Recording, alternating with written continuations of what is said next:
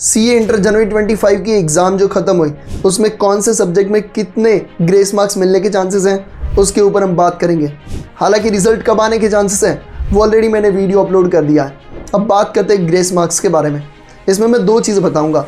सबसे पहले कि आईसीएआई का जो ओवरऑल रूल है ग्रेस मार्क्स के हिसाब से कि भाई कब ग्रेस मार्क्स मिलने के चांसेस हैं, and the second one is कि आपके जनवरी 25 की एग्ज़ाम में कौन से सब्जेक्ट में कितने ग्रेस मार्क्स मिलने के चांसेस हैं। तो सबसे पहले हम बात करते हैं कि आईसीएआई का जो जनरल रूल है कि आपको कब ग्रेस मार्क्स मिल सकते हैं। सबसे पहले तो अगर आपका एग्रीगेट हो रहा है बट एक आध सब्जेक्ट में आपके 35, 36 या 37 अराउंड 40 है तो उसमें हाई चांसेस हैं कि आपको ग्रेस मार्क्स मिल जाए। या तो कोई ऐसा केस है जिसमें आपका एग्रीगेट में around 4 to 5 marks 3 to 4 marks अगर रह रहे तो वहाँ पे भी काफ़ी हाई चांस होता है कि आपको ग्रेस मार्क्स मिल जाए।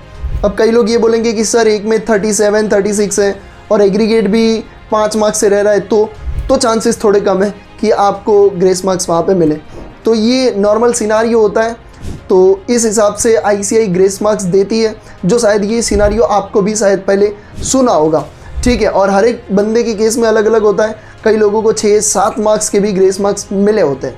अब बात करते हैं जनवरी 25 की एग्ज़ाम में कौन से सब्जेक्ट में कितने ग्रेस मार्क्स मिलने के चांसेस हैं।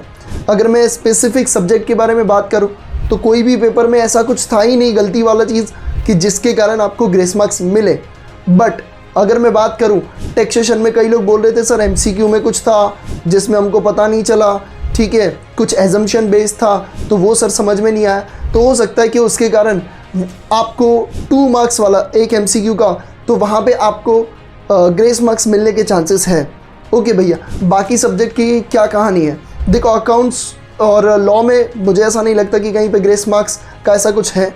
बट हाँ, अगर आपका जैसे बताया इंडिविजुअल सब्जेक्ट में कुछ मार्क्स रह रहे हैं तो आपको ग्रेस मार्क्स मिल सकते हैं, या तो आपका एग्जाम्शन आने में 1-2 मार्क्स रह रहे हैं तो वहाँ पे भी आपको ग्रेस मार्क्स मिलने के चांसेस है। बट एक और चीज़ आपको ध्यान में रखनी है कि जहाँ पे भी हार्ड पेपर होता है और आपको लगता है कि भैया मैं शायद पास भी नहीं हो पाऊँगा, वहाँ पे काफ़ी इजी चेकिंग होती है और ग्रेस मार्क्स भी मिलते हैं। यानी कि अगर हम बात करें ग्रुप 2 में तो ऑडिट का पेपर कहीं ना कहीं अबोव एवरेज था, थोड़ा डिफ़िकल्ट था।